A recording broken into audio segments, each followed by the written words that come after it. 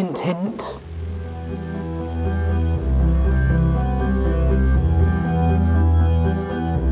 We have confirmation that this is you do have coming in. That's confirmed report. I repeat, we have confirmed reports of failed detonations in Philadelphia and Manhattan. Dear Sebastian.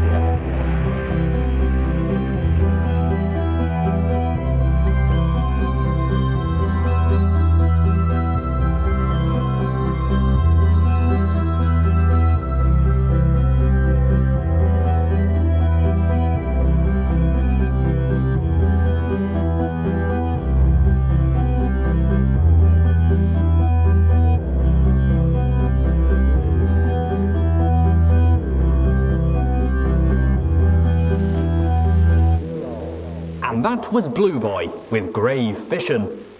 Hey there friends, I'm Storybook, and welcome back to a nuclear reading show. Today, we're continuing Somber's Fallout Equestria Project Horizons. If you're enjoying what I'm bringing to the wasteland, don't be afraid to tell your friends about me, or find me on Blue Sky as Nuclear Yuki. You can also do us a great favour and check us out on Patreon at patreon.com/ANRS. This story does include some graphic scenes that may be disturbing to some people. Your own discretion is advised. Oh, and also, since the gangs are still being feisty, Fallout is owned by Bethesda, and Hasbro made My Little Pony, Friendship is Magic. With all that said and done, welcome, friends, to the wasteland.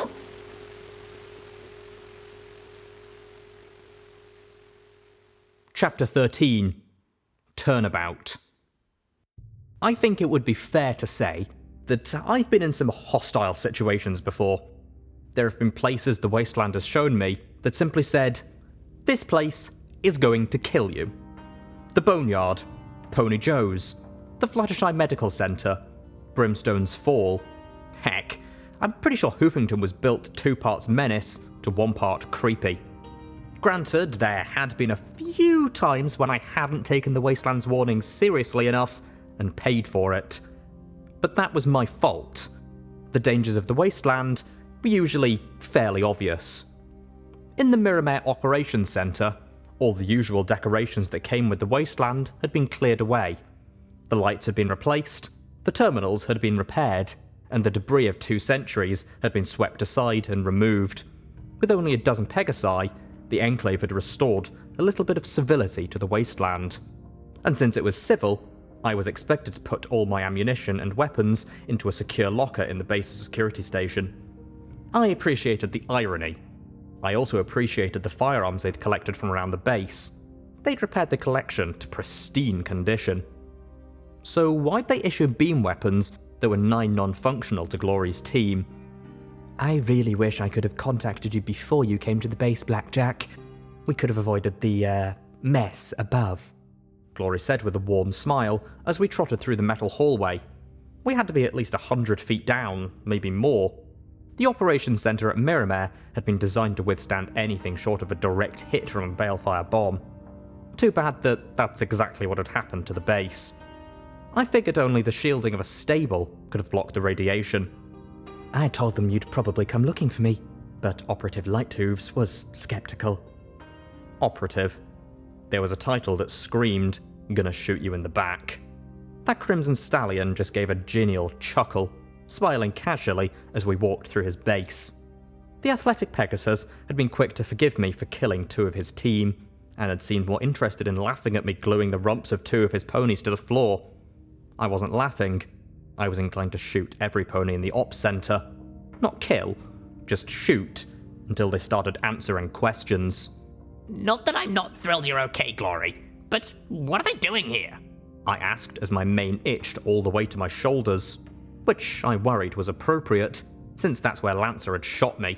And why did they take you away from P-21? Why don't we hold off on questions for just a tick? Lighthooves said as he trotted along ahead of us.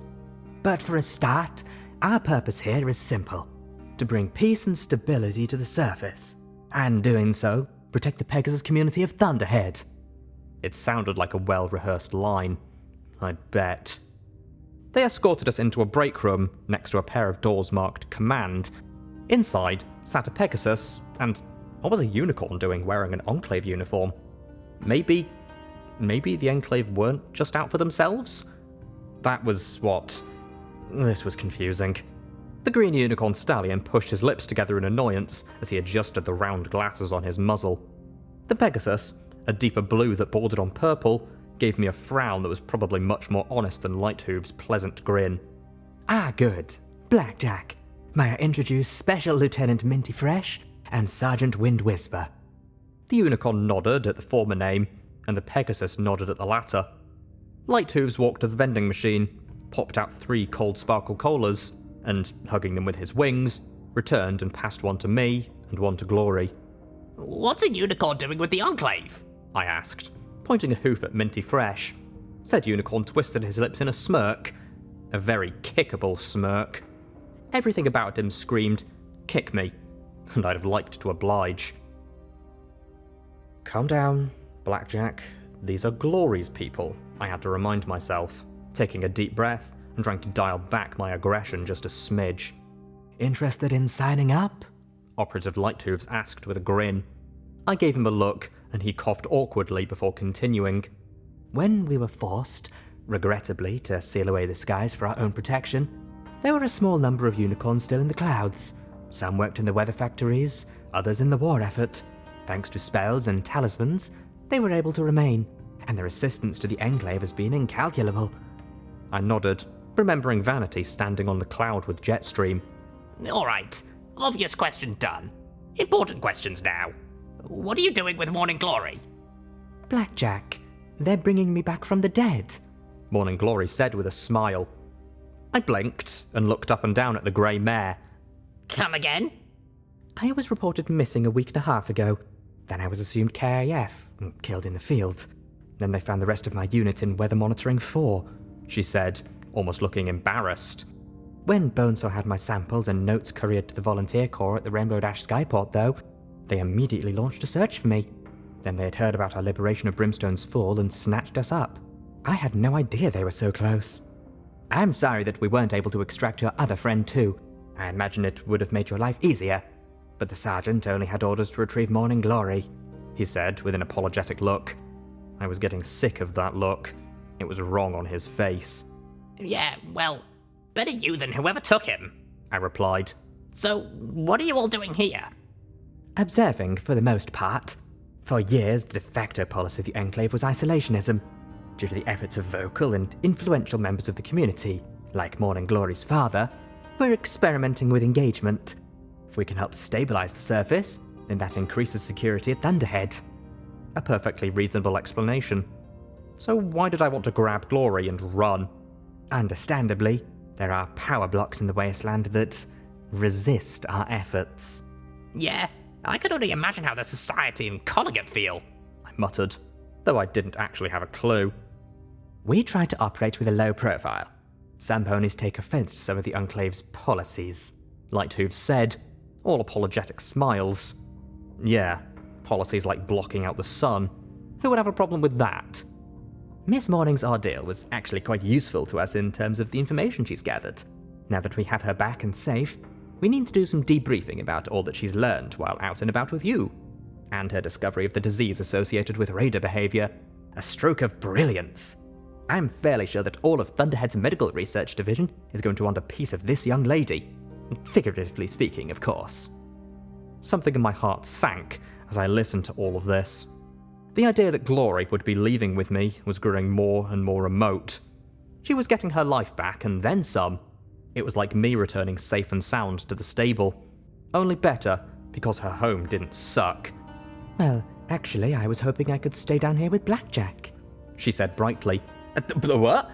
I gawked at her in astonishment. You what? I asked, wondering if it had been my imagination. Well, the surface is exceptionally hostile, but it's not so bad. I can better serve the Enclave out in the field than doing work in some laboratory. After all, if I hadn't been with you, the disease would have never have been discovered. I'm sure Thunderhead will start working on a cure at once. Glory seemed quite thrilled at the prospect. But what struck me was who else seemed happy about it. Lighthooves and Minty Fresh both looked quite pleased at this turn of events. I'm sure something can maybe be arranged. There's just the paperwork to fill out. Reports to ready, interviews. It'll just take a little more time. The operative looked at me, his hooves folding on the table in front of him. I know you want to rescue your other friend too, but that job will be far easier with half dozen Enclave soldiers backing you up. If you don't mind helping us out with some local trouble, you can put down some raiders and help Morning Glory gather more samples while we work. He smiled at me. They were all smiling. Perfectly reasonable. So why was my main going nuts?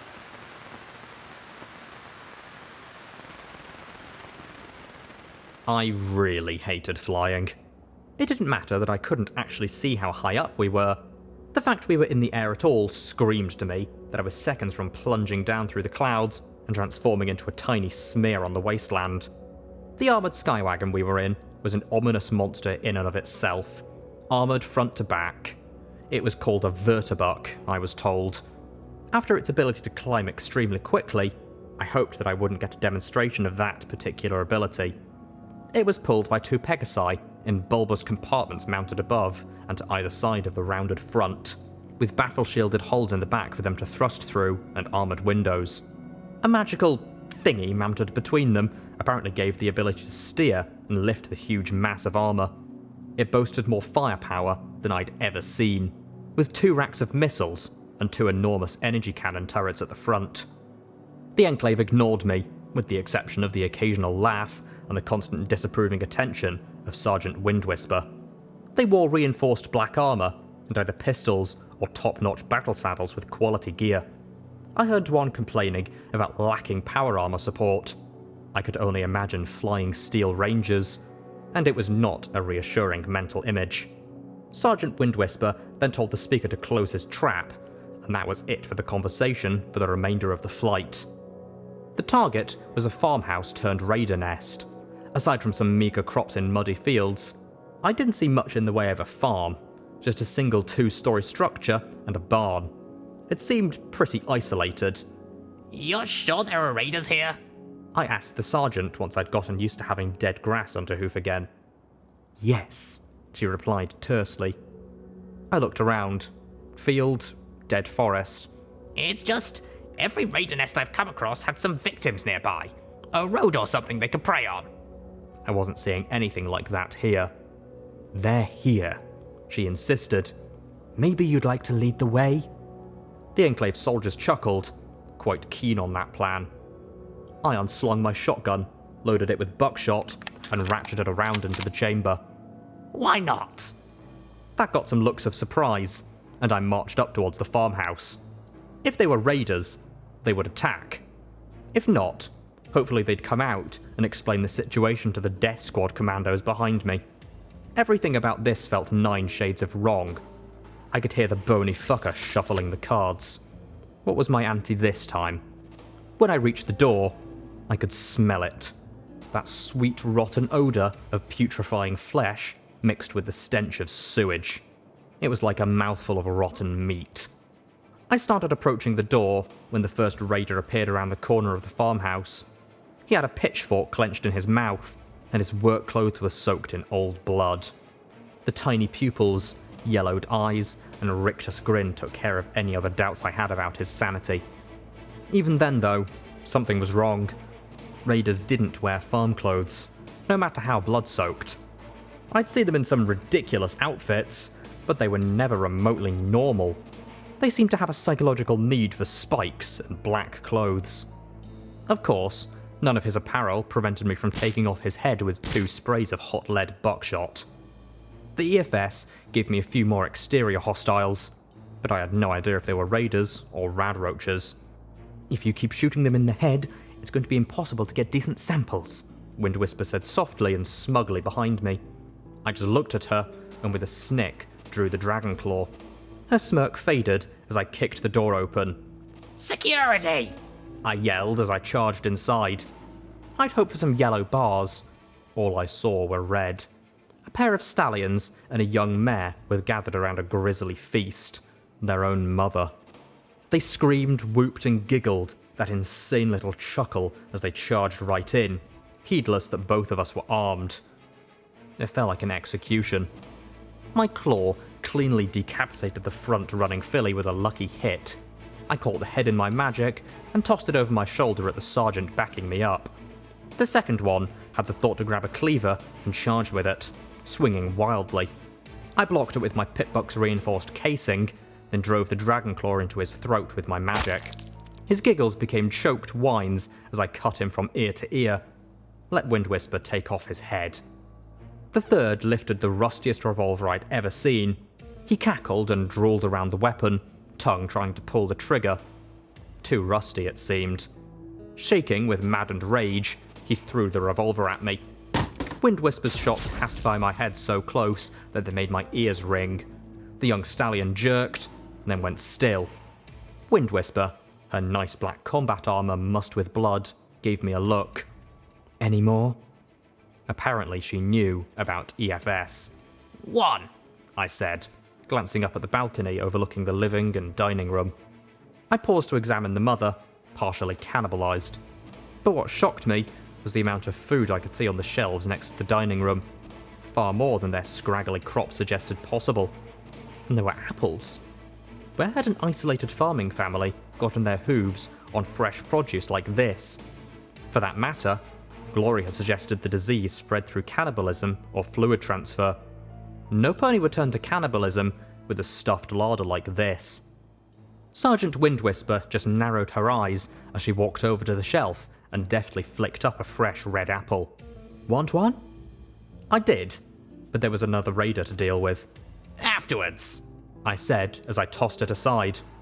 I'd hoped our banter would have drawn him down to us, but he was still up there. I trotted up, humming the pony pokey loudly. 2 doors. I went to the first, pushing open the door.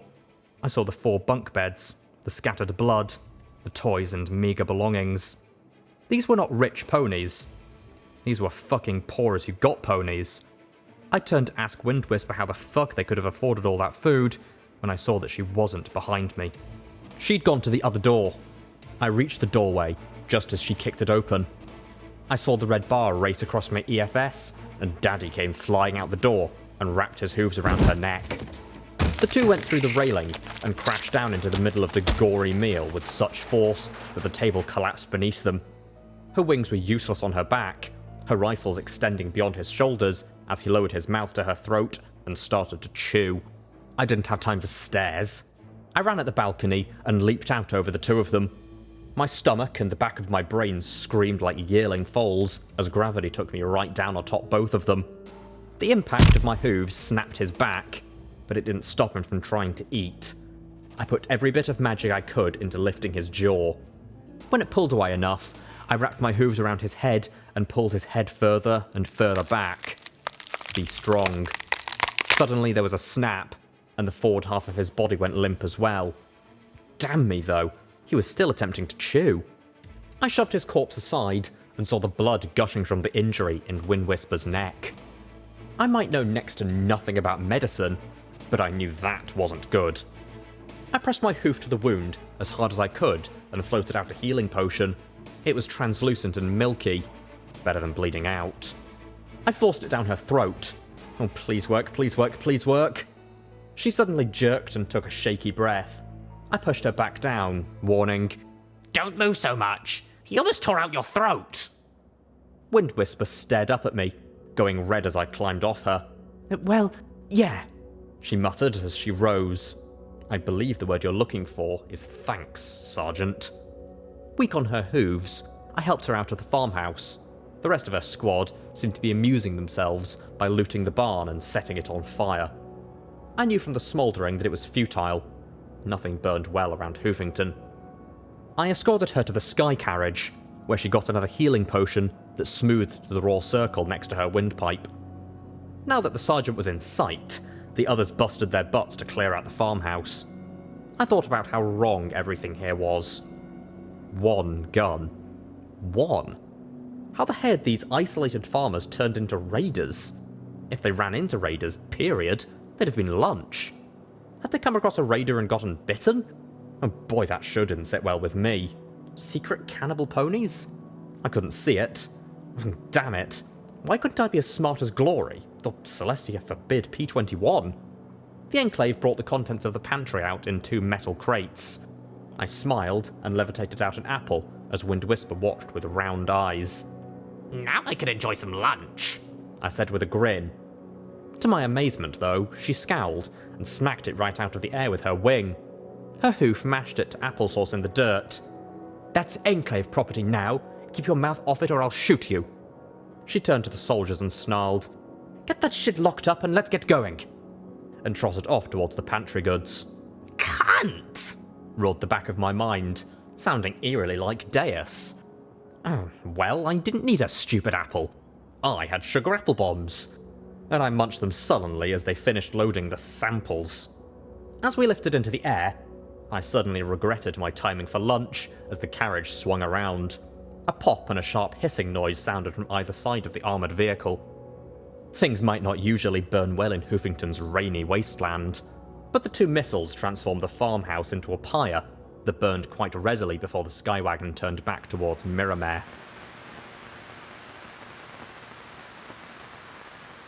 Helping out Sergeant Windwhisper helped me in one regard. The remaining Enclave soldiers seemed to back off a touch. They didn't let me wander just anywhere, but I no longer had 1 or 2 of the black armoured ponies following me around.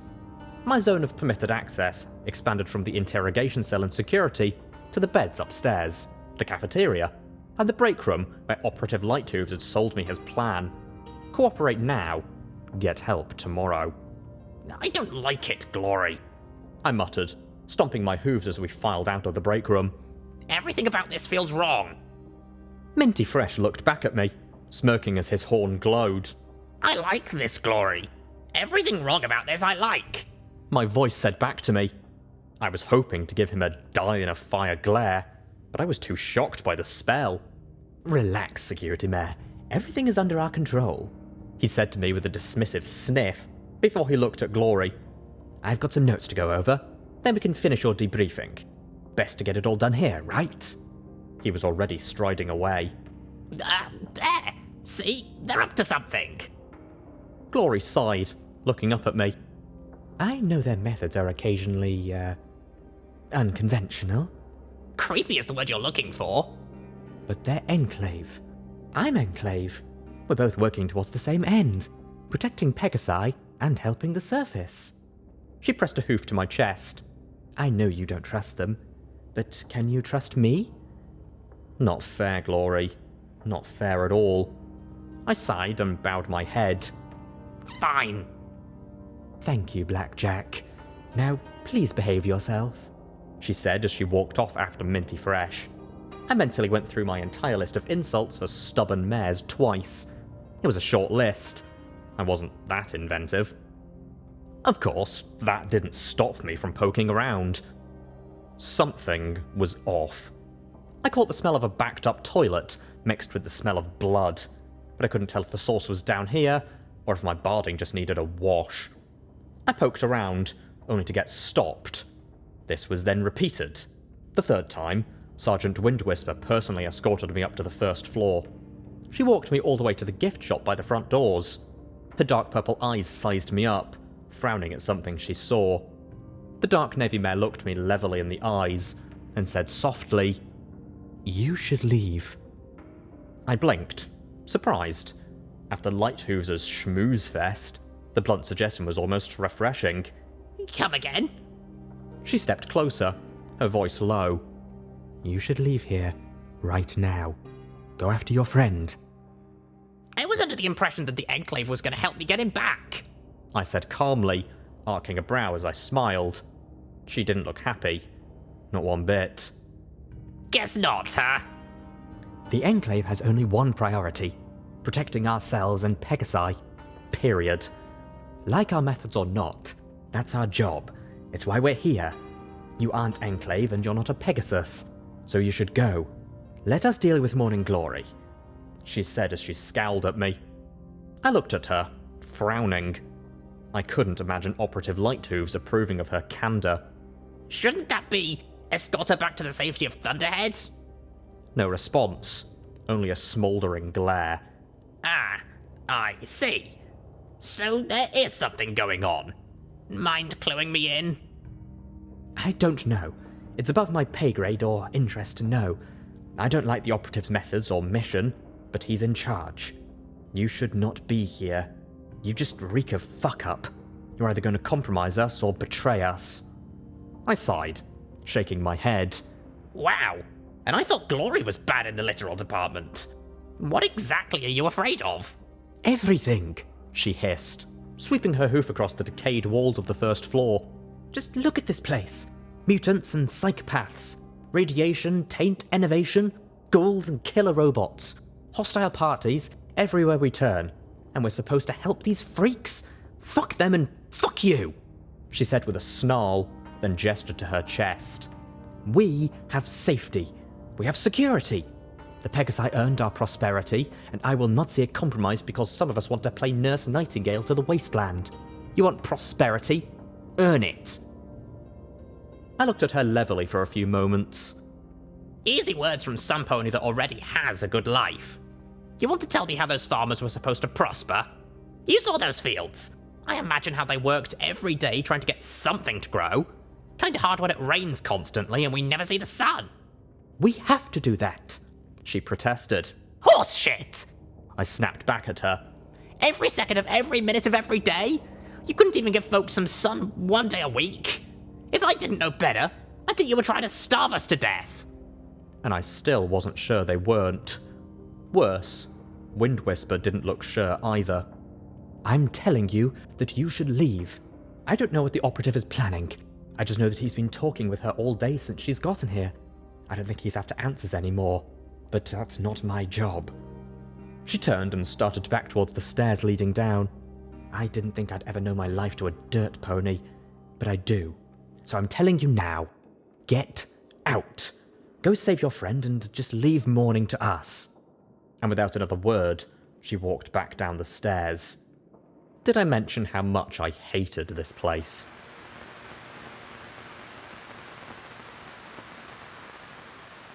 There were too many things being watched down below, so I decided to sneak upstairs to peek at those safes in the larger offices.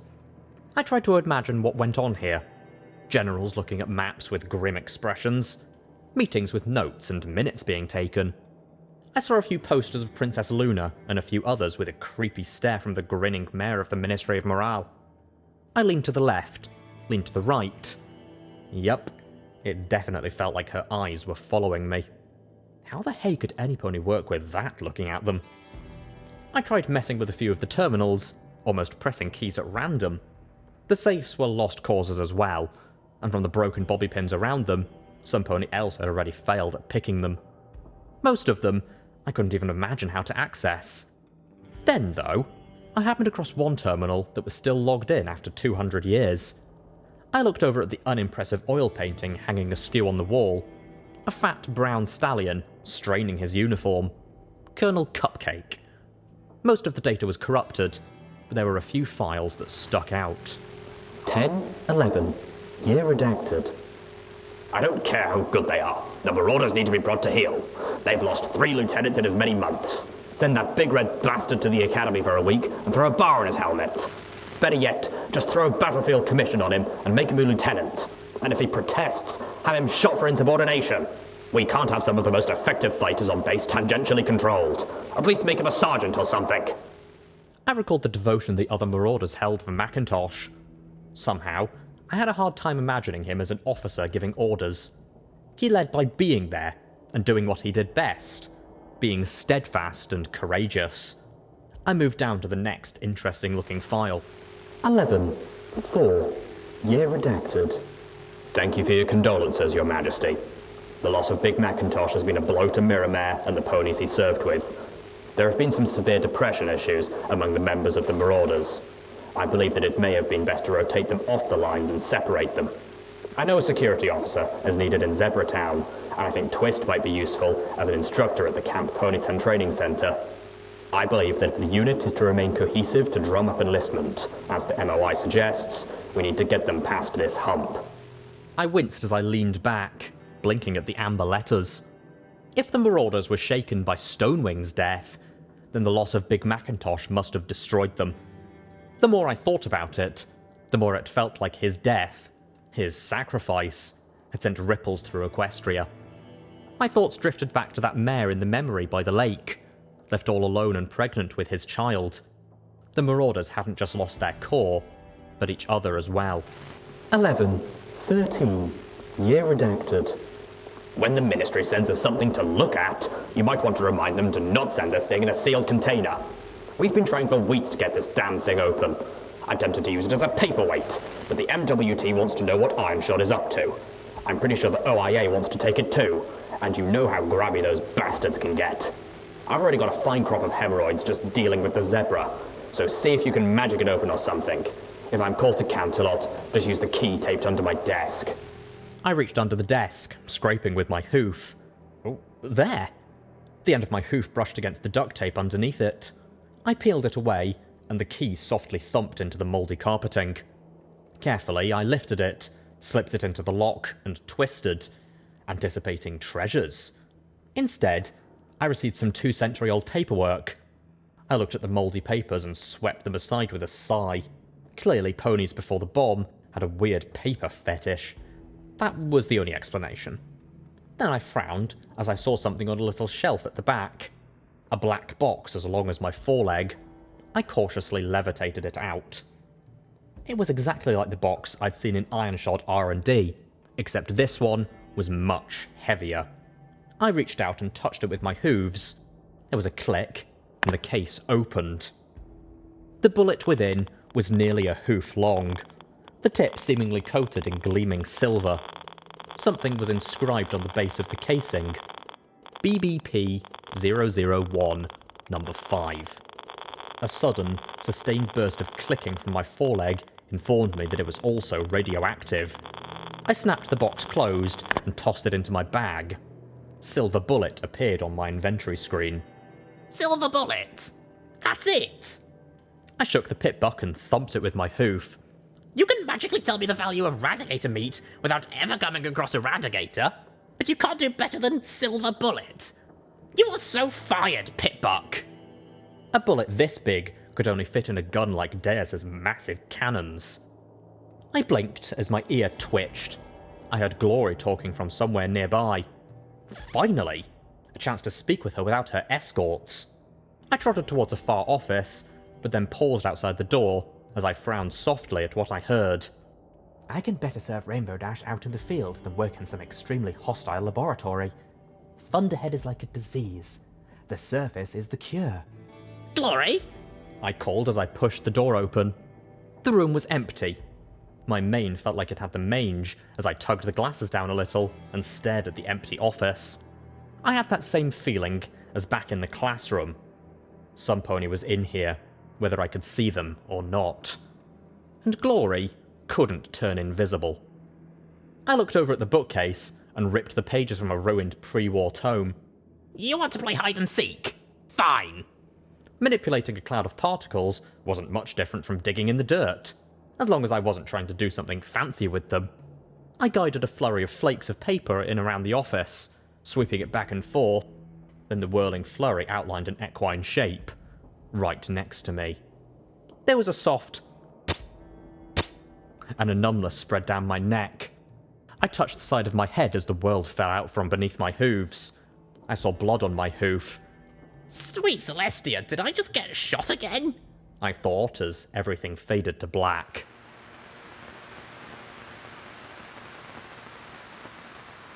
This is an absolute outrage, Operative Lighthooves. Completely unacceptable. You told me that we were past this. I vouch for Blackjack, and she willingly worked to help Sergeant Windwhisper. Now some pony shoots her twice within a facility under your control. What is going on here? I had never seen Glory so livid before. She practically quivered with rage as she bared her teeth. Is this the best that the security apparatus can do? I had to admit, while lying on the operating table with some fine, fresh, potent healing juice flowing into me, that I was really glad that rage wasn't directed at me. Operative Lighthooves was trying the nice routine, and it wasn't working. She killed 2 of my team entering this facility. Some pony must be bearing a grudge to shoot her from behind like that. Do I have to contact the Enclave Operations Director about this? Or my father? Find whoever did this to my friend? She demanded in a low, dangerous voice I'd never heard before. Now? Get out of here at once. I need to talk to my patient. No more nice stallion routine. I could see Glory had crossed a line. His eyes no longer twinkled merrily as he smiled at both of us. Instead, they looked at her like she was a problem to be removed. Worst of all, though, he hadn't stopped smiling. Of course, Morning Glory, he said politely with a nod of his head before he stepped out. I slowly rose to my hooves, groaning.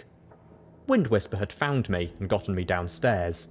Fortunately, whatever this weapon had been, it packed far less punch than Lance's sniper rifle had. The Enclave had top-notch medical supplies, that was for sure. I can't believe some pony shot you. Every pony shoots me. It's like an achievement. I shot security. I took a deep breath. Glory, there's something very wrong here. I said as I rubbed my throbbing head, floating over a bottle of water.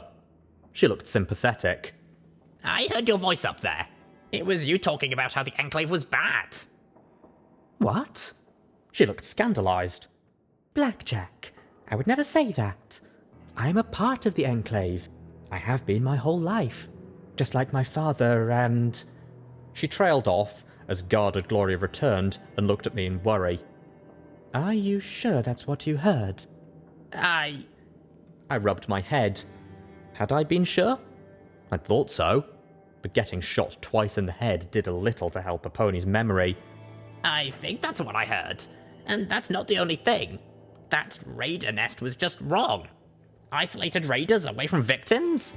Tons of food available, but no clue how they got it. Maybe they scavenged it. Maybe they traded some infected meat. You've seen ponies eating it. They could have been exposed any number of ways.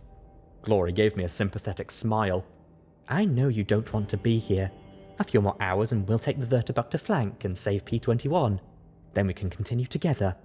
I meant it when I said I wanted to stay with you. You've done more good on your own than the VC has since we got here a few weeks ago. Okay, now she was making me blush. Still, there was something else I wanted to ask. Glory, who is your father?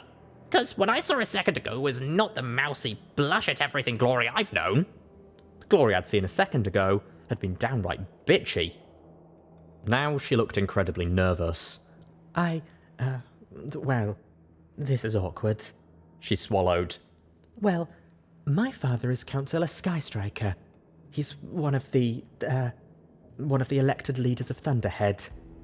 Oh, Celestia, could you lube up before fucking me with these little revelations? Your father is a politician? She nodded. Yes, a prominent one. He was the one who helped form the Volunteer Corps. He's worked closely with the Enclave for years, trying to make it a reality.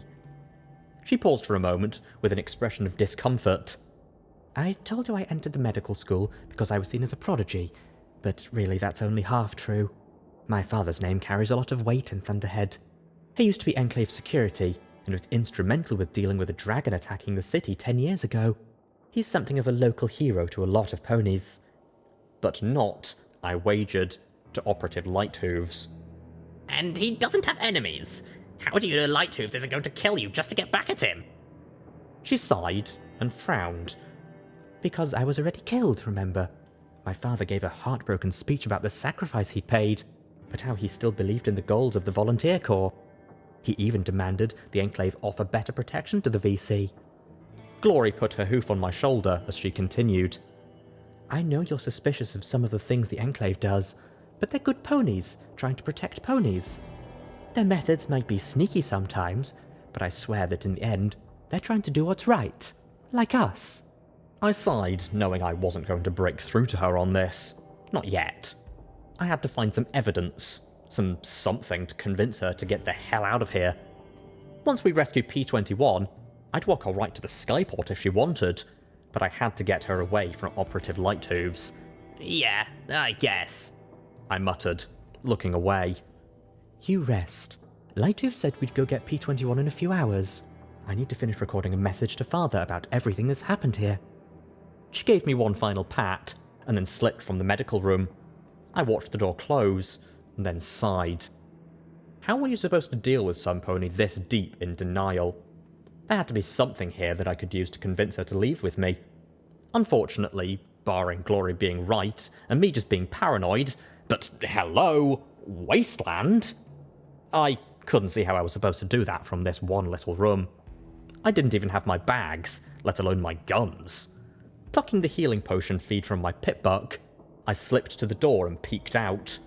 Yup, there was a guard. Of course, there was a guard. Sweet Celestia, why couldn't I get an apple thrown to me every now and then? I really didn't want to kill more Pegasi if I could help it. At least not until I had Glory firmly on my side. I looked at the drugs on the shelves. Buck and Medex I knew. Mintels? Dash? I would have loved it if my pitbuck could be bothered to explain what these chems were for. Rebound. Alcohol. Ugh. That was no wild Pegasus. Tasted horrible. Aspirin. Chloroform. Acetaminophen? Words were hard enough on their own. Now doctors were just making new ones up. Then I spotted it and thought, in my expert medical opinion, that this should work just fine. I popped open the door, and as the guard turned to look, I smashed an empty oxygen tank upside his head.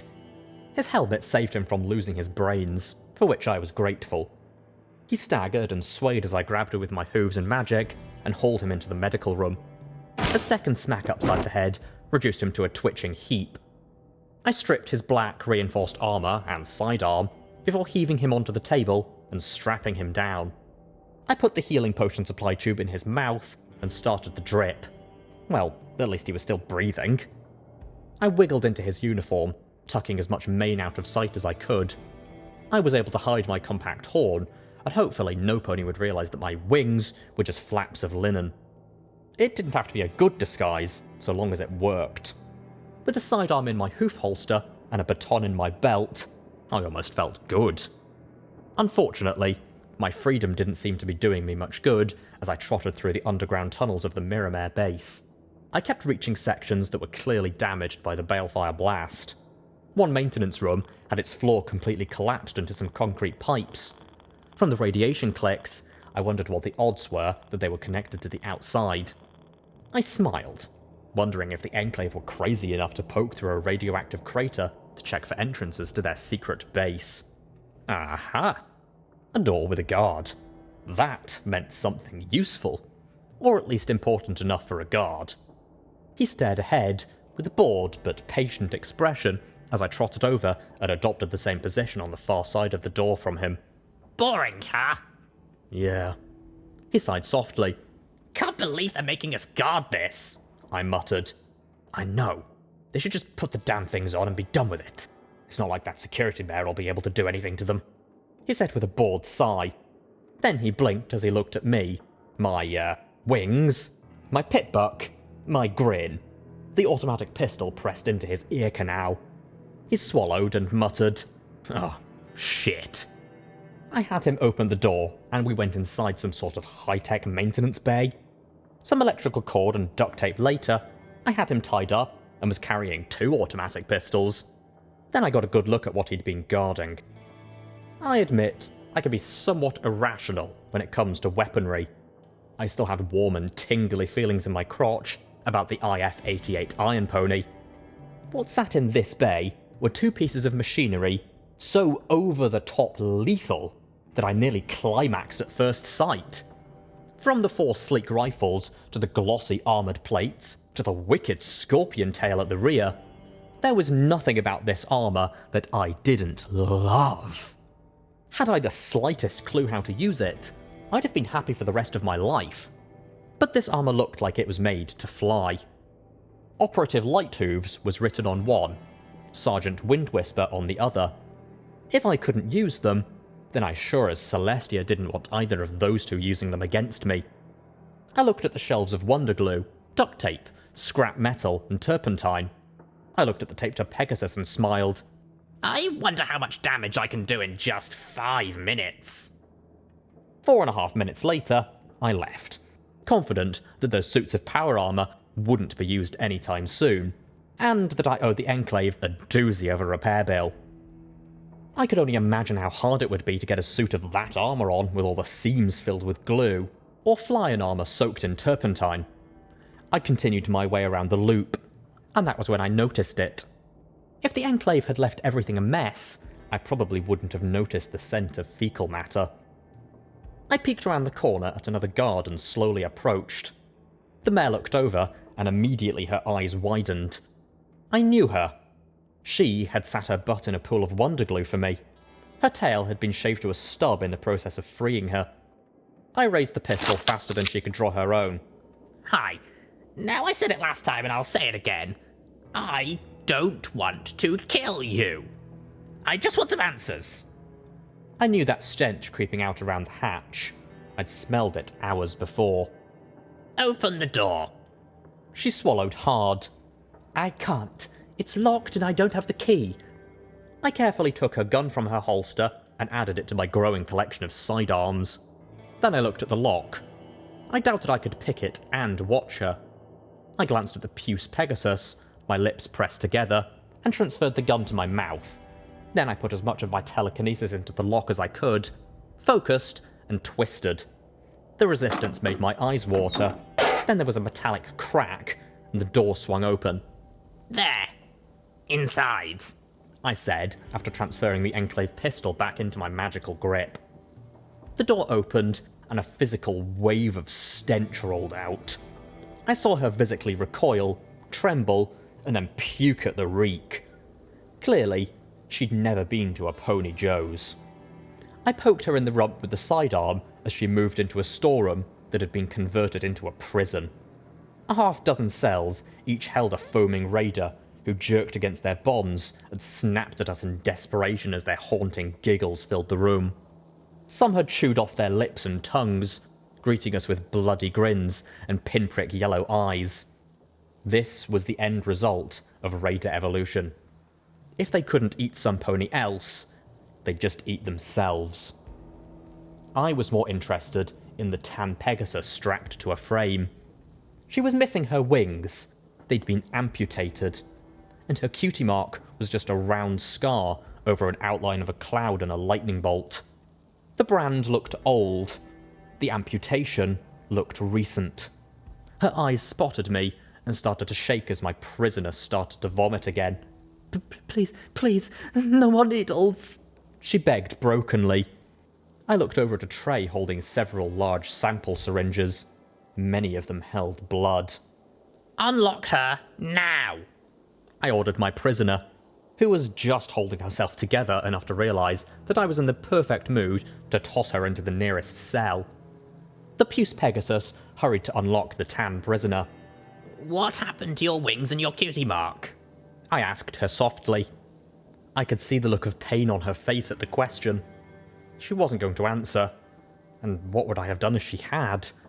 Torn the wings off my prisoner? After a moment, she sobbed. It's my mark. The mark of all who leave the Enclave. I'm a Dashite. Once she was freed of the frame, she took a few weak steps. What were they doing? I asked her gently, grinding the gun against the back of my prisoner's head. I don't know. They kept giving me shots and injections.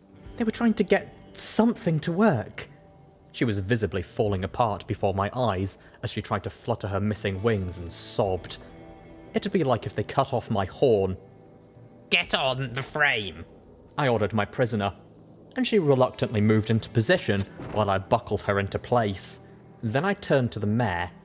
You can get out if you go. She lay in a heap, the top of her head missing. I didn't think. I simply grabbed everything in range of my magic and threw it around the room. In one spot, the debris bounced right off an invisible barrier. I'd never lifted 2 pistols before. Theoretically, it should be possible. 2 pistols came up, aimed right at the void, and I unloaded a spray of fire that would have done a small machine gun proud. There was a shimmer, and Adjutant Minty Fresh appeared, bleeding from numerous holes in his armor as he staggered back.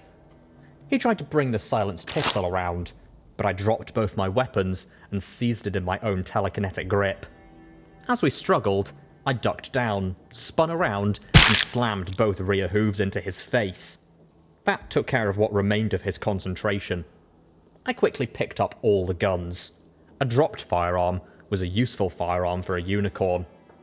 Then I picked him up with my magic and my hooves and slammed him upright against the bars. Why? I said as I glared into his eyes. He spat in my face, smirked, and then I received help from an unexpected source. The raider within hadn't been as tightly secured as the others. She still had the use of her limbs, and now she lunged at the bars and bit down hard into the side of his neck. He screamed as she started to chew. Why? What are you doing here? I demanded as I slammed against him, pushing his exposed limbs through the bars. The raider giggled in delight at the banquet I provided. Fuck, I don't know, I don't... He screamed as he tried to fight his way free. I forced more of his nearest limb between the bars. The fuck you don't! You're one of the Enclave's special unicorns! You fucking know! I roared into his face. I don't! Sweet Celestia, save me, I don't! He yelled as tears poured down his face. There was a wet, ripping sound, followed by frantic swallowing.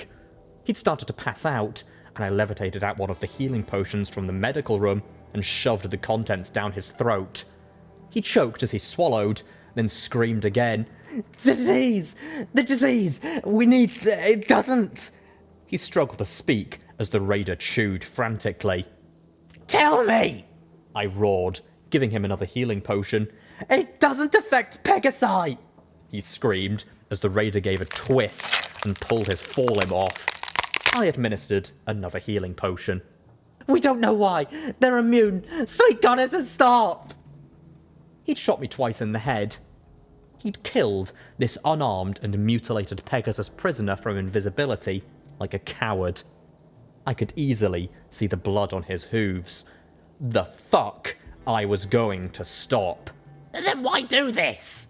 I demanded and shoved his rear leg through the bars. The raider inside squealed in delight. Because... He started to say when his head exploded in front of me in a flash of crimson light. Operative Lighthooves stood in the doorway, his battle saddle on and twin beam rifles pointed at me. He looked impressed, and perhaps a little bit nauseous. I'd have sworn that Minty Fresh would have died rather than talked. Clearly, I didn't anticipate interrogation by Raider. I'll have to remember that one. If I could have drawn and fired, I would have, but he was on a hair trigger. He continued, his voice low and controlled. If you'd waited a day, just a day, all of this would have been nice, clean, and wrapped up. But no, you come in here, complicate everything, disrupt my operation, and then feed my trusted lieutenant to a raider to make him talk. He blinked, and then smiled. I don't suppose I could interest you in a job, could I? The Enclave security forces could really use you. Fuck you!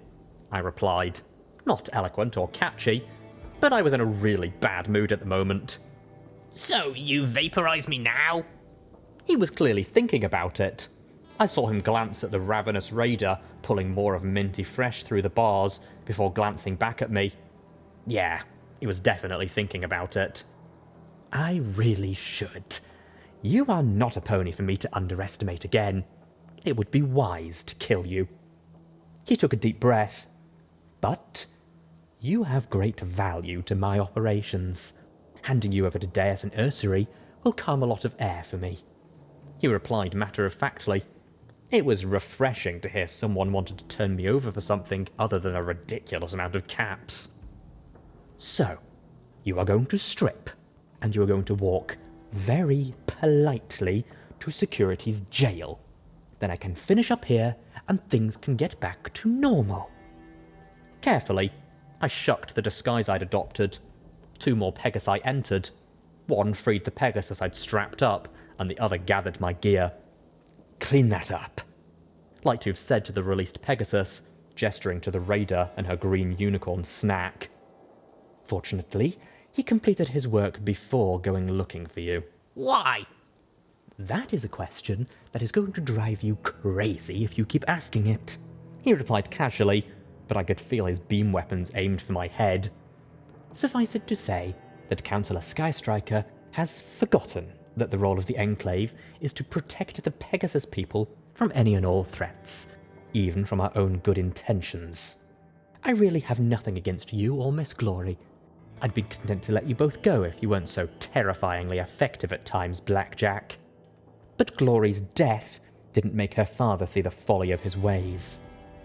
So what will? I asked as we reached the jail and he marched me inside, shutting the door behind me. I could tell part of him wanted to make me squirm. Not because I'd killed his men, but simply because he was a bastard. Then he replied simply, "Her defection." He looked at the guards. "No guns, no batons. Take a buck, a hydra, and a shot of stampede if you need to, and beat her into paste with your bare hooves. There's 2 of you against a girl. If she tries something, yell for help, and then kill her." He paused, looking at me with that sick smile. "And she will try something." With that, he turned and left the room with my unarmoured and very apprehensive guards. I paced back and forth, my amber gaze moving from one to the other. So, he's a shining example of all the Enclave stands for. What all of you stand for. I said as I stared them in the eye. That moron knew she was getting in trouble by coming down here. It's her own damn fault. The first muttered with a sneer. "Shut up! Don't talk to the prisoner," said the second. He also had a tail that was shorn short. "Relax. She's got nothing. She's in here, and she's going to sit there," he said with a dull chuckle. There was a crackle over the speakers. My name is Morning Glory. I'm making this statement to notify the ponies of Thunderhead that I can no longer tolerate your callous and cruel abandonment of the surface. We live in our clean and safe world, while below us is in suffering and death. I stared at the speaker on the wall. It was her voice, but off. "How?" But then I knew. Ha, minty fresh. I'd give it to that horned goat. He could magic around words like no pony's business. Make any pony say whatever he wanted. The first guard chuckled. Pop that into a holotape recording and voila. Instant confession. Glory's voice continued, slightly dull and monotone, as if her normal inflections were blurred together. Years ago, my mother left the Enclave because she realized she could no longer stand by while ponies suffered. She believed in Rainbow Dash. I believe in Rainbow Dash. The cowardice I see in your faces sickens and appalls me. At least some of you joined the volunteer corps, but it's not enough. I won't suffer foolishness any longer. I can better serve Rainbow Dash out in the field than work in some extremely hostile laboratory. Thunderhead is like a disease. The surface is a cure. Minty's been listening to her talk for hours. He could probably make her sound like she's turning tricks on Red Rainbow Street. The first soldier chuckled. "Shut the fuck up, man. Stop pissing her off," the other said as he looked at me in fear. "You didn't see what she fucking did to him." I closed my eyes, trying to ignore the tirade against Thunderhead. They were things she might normally have said, but stripped of her Enclave loyalty and pride in Thunderhead. I could imagine Rainbow Dash telling off her own kind for being too scared to fly down and help. "Just what is she gonna do? What?" I looked from one to the other. "Just one quick question. Which one of you has the keys?" The second guard looked at the first, while the first's eyes went wide. I stared right into his eyes and toggled sats. 3 telekinetic bullets straight to his face. Luna must have been listening in. His head exploded before me. Coming out of it, I looked over and my glare drilled into the second guard's eyes. I didn't talk, threaten, or even blink as he started to shake. "Get the keys and open the door," I said slowly. "I don't want to kill you," I added. But I would if he did anything besides what I told him to do right now. He shook as he dug out the keys from his friend's pocket and fought to control his trembling enough to unlock my cell. I could smell he'd wet himself. Good. I stepped out, still staring at him, before I nodded to the cell behind me. He stepped in, and I closed the door. "Don't come out," was all I told him as I searched his ally and found the buck. a large syringe marked with a four-headed dragon critter, probably Hydra, and an injection kit I figured was the Stampede. Then I heard Glory screaming. Not even the thick metal door marked interrogation could cut out her wails. I beat on it with my hooves, scrabbled at the lock with my magic. Nothing. I looked at the door past it, observation, and kicked it open. It was empty, save for a metal table. Then all my world turned red with rage. Through the window, I could see Glory bent over the table inside, one stallion pinning her torso and the other fighting to keep her rump in place. It could have been textbook rape if the skin of her flank weren't darkening, reddening, and smoking as some chemical burned away her cutie mark. The sunrise on her flank, set forever, darkened to a dull hemisphere. I slammed my hooves against the mirrored window. The glass rattled, but aside from sparing a glance, they continued their work. One pulled out a brand. I'd seen the mark less than an hour ago, burned into the flank of the Dashite prisoner. He stretched it into the flame of a blowtorch, and I watched as it slowly turned red, then yellow. I rammed my hooves as hard as I could into the glass, but it didn't break. Operative Lighthooves gave a long-suffering sigh as he looked at me from the far side of the interrogation room window.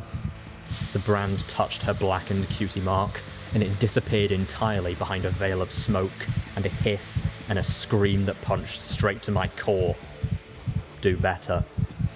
I chowed down on the buck, shot myself full of Hydra, and then without the slightest hesitation, injected myself with the Stampede.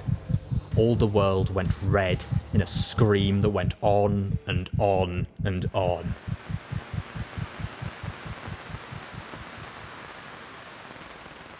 I knew it had been minutes because everything still felt warm, but cooling, when my brain restarted. I sat painted head to hoof in blood. Copper fluid filled my mouth, as well as strings of meat. One metal table jutted through the gaping hole in the window. The other had been twisted out of shape. I could only count the dead by their torsos. Little else remained. The door hung open, and I had the furious certainty that none of these bodies belonged to Lighthooves. But all that didn't matter. Glory was crying. I'd failed her. Failed to convince her of the risk. Failed to find the evidence in time. Failed to put together Lighthooves' plot in time. Failed to reach her. Her cutie mark was gone, taken by the ponies she trusted completely. And it was my fault. The raw brands were dark and oozing. A ring of black filled in with glistening angry red, showing a circle with a cloud and lightning bolt within. A Dashite symbol. Come on, I rasped, my heart still beating furiously in my chest and pounding in my skull. Gently, I nudged her with my nose. come on. I groaned, then coughed as I hung my head and fought for breath. We need to get out of here. Leave me, she whispered, almost too soft for me to hear. I collapsed next to her. No. I replied, glad to be off my hooves. Lighthooves had said beat her into paste. Now I had a literal example all over me. Not gonna do it. I've ruined everything, she said as she sobbed into her hooves. Oh yeah, been here before. And even though I thought I might pass out and was covered in pony goo, I reached out and pulled her into a hug. You haven't ruined everything, alright? He played you. It's his fault. I can't ever go home.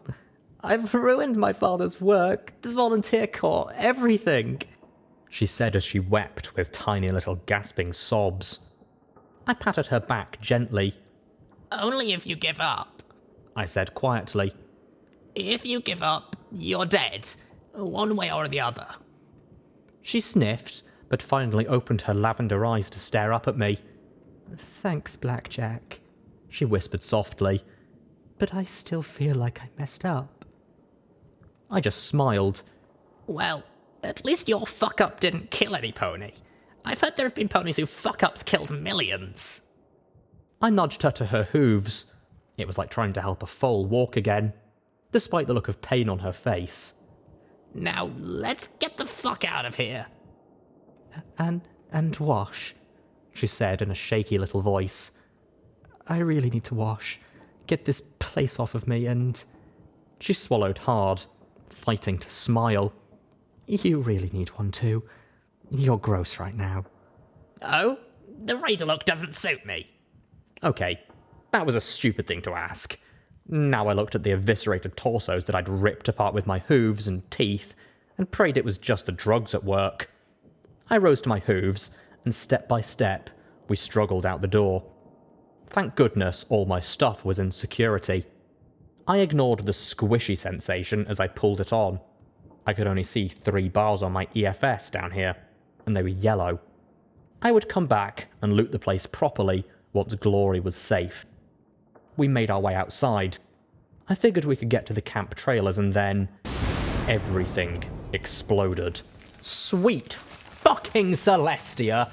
Why the fuck does everything explode? Just why? I pulled myself to my hooves, the face of the building collapsing behind us to bury the front doors. The vertibuck swung around before us, its near-silent motion eerie for something so large. Its turrets lining up to take a shot. Glory, fly! I shouted, but she was too hurt or too overcome to do more than curl up like a foal. I staggered as fast as my hooves would carry me. I had to lead it away from her before it could take us both out. With luck, they'd go for the running target and assume they could take care of her later. My heart was still thudding in my chest as I weaved back and forth erratically, taking out the assault carbine and loading armor-piercing rounds. My armor-piercing rounds turned out to be pretty overrated. The bullets couldn't even damage the machine's windows, much less its armor. Its guns, on the other hand, spewed rapid-fire bursts of glowing death that blew small craters in the tarmac around me. I leaped and rolled for my life, chips of flying concrete stinging my hide. The high-speed clatter squeak of the guns kept me moving and scrabbling for cover as I thought desperately of anything that could put a dent in it. Okay, this is getting ridiculous! I shouted as I staggered and tried a clip of explosive rounds. They just made pretty flashes across the reinforced glass protecting the 2 Pegasi, keeping it aloft. I could just about make out the pilots in their armoured pods grinning at me. They were fucking playing with me. I needed more gun. I needed a bigger bullet. And with a mental click, I realised I had both. I swallowed as I dropped the carbine and pulled out Trottenheimer's volley. The pistol's breech swung open with a heavy thump. I took out the black case with my mouth, the magical lock clicking open as the silver bullet fell free. I slipped the shell in as another burst of light hit the tarmac next to me, blowing me off my hooves and peppering me with more debris. Oh, I really was tired of getting shot at today. Actually, make that in general. I saw the heavy pistol nearby and pulled it over with my magic. I snapped it closed as the vertibuck came by for another pass. My turn. I levitated the pistol and activated SATs. Strange, arcane marks appeared on my EFS as the weapon did something with my pitbuck. I could only target 1 shot, which was good, given I only had 1. Then I started, mentally of course, as words appeared in my vision like on a terminal. Pitbuck synchronization complete.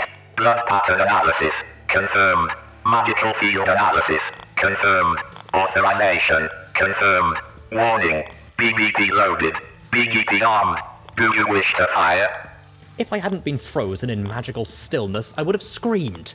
What kind of gun asks you if you want to fire? I toggled yes over and over again. Firing. A white field of energy wrapped itself around me, locking me in place. A second field formed a cone, projecting towards the vertibuck. I couldn't move. I couldn't breathe. The armoured skywagon lined up its shot perfectly. Then I felt the trigger pull. The recoil made a 20-foot chunk of ground jerk around me as the world went red. The magical fields held me and the weapon steady, and the only thing that remained in my ears was the roaring noise. I needed to run. I'd stayed put for too long. I could imagine another pair of missiles heading in to blow me in too. The vertibuck was gone. as was the air traffic control tower, as was a circle of clouds. Distant stars twinkled at me, as if waving, before I slumped over on my side. As it happened, this gave me a perfect view of a hovering form that could only be Operative Lighthooves. Of course the fucker would escape on his own while the vertibug took me out. Somehow, he'd managed to get into his power armor too. I hoped he had a scrap of metal scratching at a tender place. Lying like this, I was an easy target. All he had to do was take the shot. He hovered in place, and I could almost feel him looking down at me. I narrowed my amber eyes and lifted Folly up, my weak focus making the huge armoured pistol shake. I took a deep breath and steadied myself, pointing it at him. Like a flare, he flew straight up towards the cloud layer. Bang! I rasped, before falling on my face with a groan.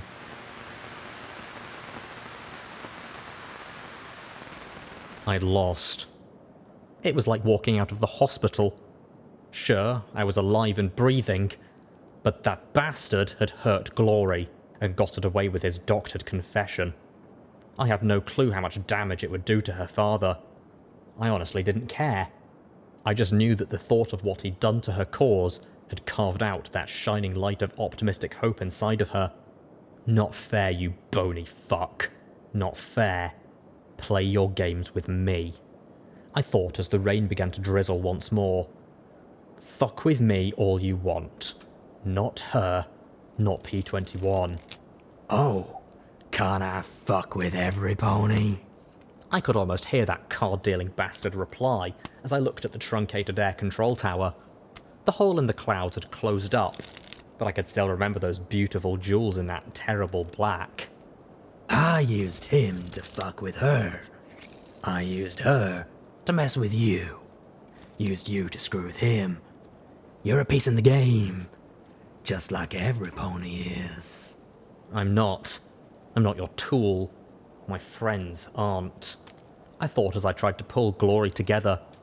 I wished I had a regeneration talisman on me. I wished my horn wasn't so incompetent that I couldn't even manage a healing spell for her. Oh, you're not. You don't want to be a player. That makes you a card. That bony, cheating bastard shuffled the deck in the back of my mind. And what, I have to wonder, makes you different from every pony else? You think you've got virtue, friends. You're broken goods traveling with damaged wares, Blackjack. But don't worry, I don't mind busted things. I could hear the cards being dealt as he chuckled, like bones in a steel drum. Ante up. The clack of power armor announced the arrival of Sergeant Wind Whisper. Reeking of turpentine fumes, she could evidently fly without her helmet. I looked up at her from where I sat beside Glory. I could kill her. 3 telekinetic bullets right to her head. But I didn't want to. I was burned out, beaten, and my heart still hadn't stopped thundering in my chest. But I could kill her. We're withdrawing from here, she said formally, not taking her eyes off me. The 2 Pegasi following her had shorn short tails, the pair I'd spared earlier. They looked at me now like I was a mutant dragon. Maybe I half looked the part. The operative took our flight pass, so we'll have to head to the skyport. What will you report to your superiors? The truth. You attacked and destroyed an Enclave security operations base in the Miramare Air Station. That I heard the confession of Morning Glory broadcast over the speakers. That Operative Lighthooves was involved in some sort of project regarding the raiders. She said very matter-of-factly, before she looked at the remains of the air traffic control tower. I will also recommend, strenuously, that we not attempt any retaliatory strikes against you. It didn't happen like that. That's not what happened. Morning Glory whimpered as she hung her head. I'm not a Dashite. I'm not like her. That's what I know and what I heard.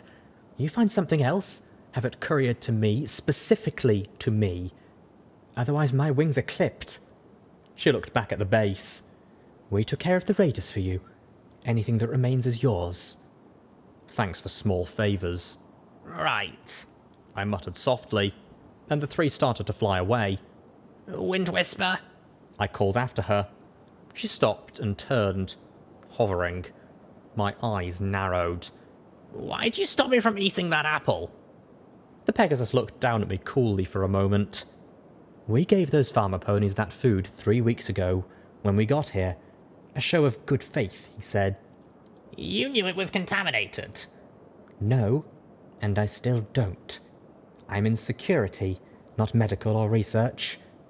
But I suspected, she said calmly as she met my amber gaze. But I didn't anticipate a dirt cider would save my life. The least I could do was return the favour. Be careful, security. And with that, the trio flew away. I could appreciate the irony.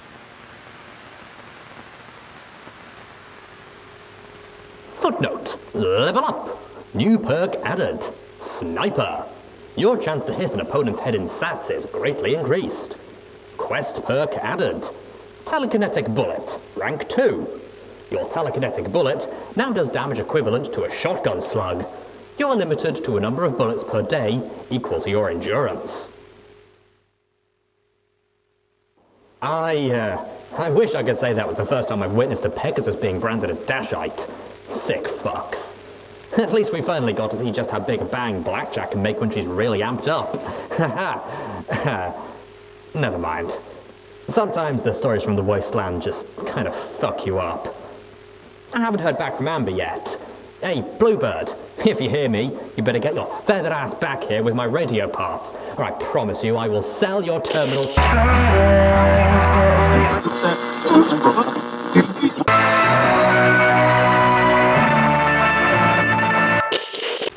to the Talons for a faster delivery time. Assistance. Fuck. Music.